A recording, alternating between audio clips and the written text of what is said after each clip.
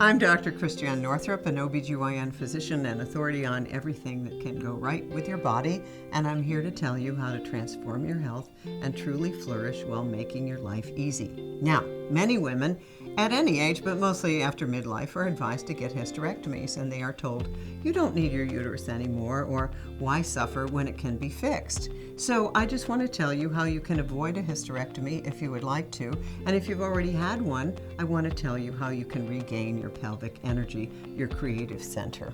This is really important. Now, hysterectomy has become a standard practice, and it really is mostly unnecessary. The number one cause is benign fibroid tumors of the uterus. They're called myomas, and the reason is that fibroids can cause heavy bleeding. 30 to 50% of women in the United States have had them. Fibroids are almost never a reason to have a hysterectomy. I myself had one. It was that big. Doctors are not motivated to learn other ways to manage them other than surgery because it takes time, knowledge, and a lot of times insurance doesn't cover.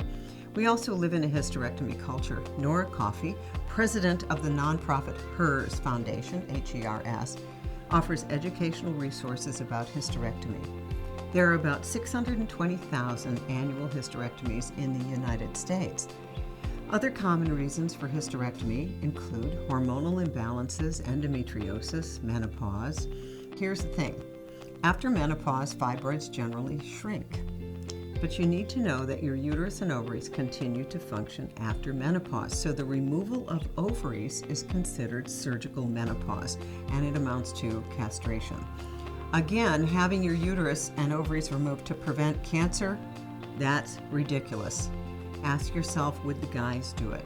Do we remove male testicles and the prostate in order to prevent prostate cancer? It works. Do we do it? No, because no one goes near the family jewels, but they take out ovaries all the time. Now, a lot of times, unspecific pelvic pain is not relieved by hysterectomy, despite it being a main reason for the surgery. Cancer of the uterus, ovaries, and cervix accounts for only 10% of hysterectomies, so it's really not a good preventive strategy. And what happens when you have a hysterectomy? Well, women often report the following: a loss of energy and stamina, loss of physical and sexual sensations, pain during sex, mood swings, which can happen from sudden menopause, diminished maternal feelings, loss of bladder support because the cervix, which is also removed, is right near the pelvic and bladder nerves, urinary leakage, frequency of urine, difficult bowel movements, pelvic prolapse, sagging of the pelvic organs into the vagina, depression due to lack of sex drive, decreased production of beta endorphins, decreased production of pleated bone loss if the ovaries are removed, and also the acceleration of dementia. There are also risks associated with surgery, including injury to bowel or bladder. Now, having said all that, there are benefits to hysterectomy. We did a study in Maine when I was still doing hysterectomies, and we found that in women whose lives were absolutely taken up with pelvic pain and fibroids and bleeding, their quality of life increased after hysterectomy. So believe me, there is a place for it.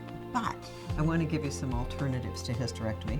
One is GnRH agonists that can shrink fibroids and also heal endometriosis by blocking the hormones that make them grow, though the side effects can be quite unpleasant. There's also myomectomy for fibroids. You just shell it out. That's what I had. It's very easy. You just remove the tumor. Many surgeons who are skilled in this procedure now use myolysis. This is a relatively new technique for the taming of fibroids. Here's what they do. A laparoscope with a bipolar needle is inserted into the uterus, and then it destroys small blood vessels that feed the fibroids. You can go home the same day of the operation, back at work, back to activities in less than a week, compared with the standard 6-week recovery time for a hysterectomy. Remember, a myomectomy is also major surgery. There's also a minimally invasive balloon method, and that helps for menstrual bleeding. A tiny balloon is inserted through the cervix into the uterus. It's inflated with saline and then heated to 190 degrees. for 8 minutes. And what this does is destroy the lining of the uterus that is the source of the heavy bleeding. And many, many women are really pleased with this. It's done under local anesthesia in a doctor's office. It can also be used to control postpartum bleeding. Sometimes an IUD is used to control abnormal bleeding, especially the Progestacert with progesterone in it. Endometrial ablation is an outpatient procedure where the uterine lining is destroyed by lasers or heat. This can control excessive menstrual bleeding, depending on where the fibroid is. Now, if you've already had a hysterectomy and you're listening to me say all of the awful stuff, you're not irreparably damaged. Some women are thrilled that they had a hysterectomy. I don't want you to make a career out of trying to avoid a hysterectomy, because sometimes alternatives work, many times they do, and sometimes they don't. So just get the surgery if it feels like that's the way to go. But there are other ways to ignite your second chakra energy. Wear the color orange, chant VAM, the sacral mantra, and you can find YouTube videos to chant along with. Improve your self-image, open up in relationships, remove feelings of being sexually unsatisfied, and chanting that chant apparently increases libido. I have not tried it. Now, I have to tell you one thing about fibroids. They result from your creative energy being directed into an unsatisfactory dead-end relationship or job. And that's what causes fibroids. I mean, that's like a spiritual, emotional cause of fibroids.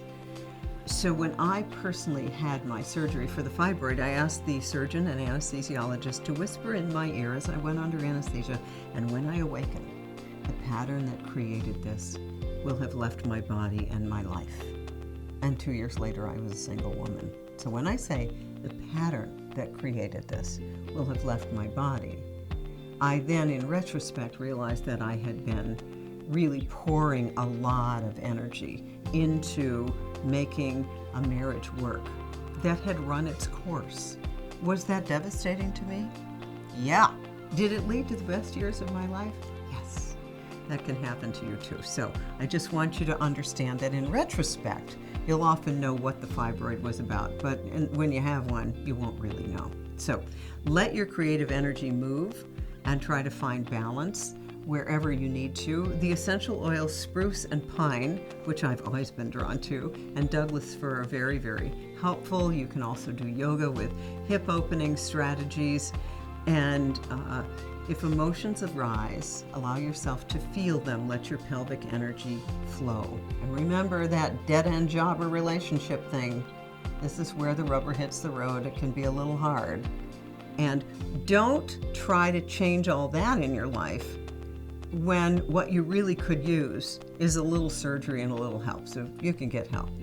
So if you're considering a hysterectomy, be sure to learn the benefits, side effects, and alternative treatment options available to you before just signing up to have everything removed. Tune into your body and what it's telling you, and then make the decision that is best for you, because there's no one right decision. For more inspirational tips, visit my blog, exploredrnorthrop.com, where you'll find wisdom for your body, mind, and spirit, and discover the connection between your thoughts, beliefs, physical health, and life circumstances. And remember, you have the power to take control of your health, and achieving health can be easy.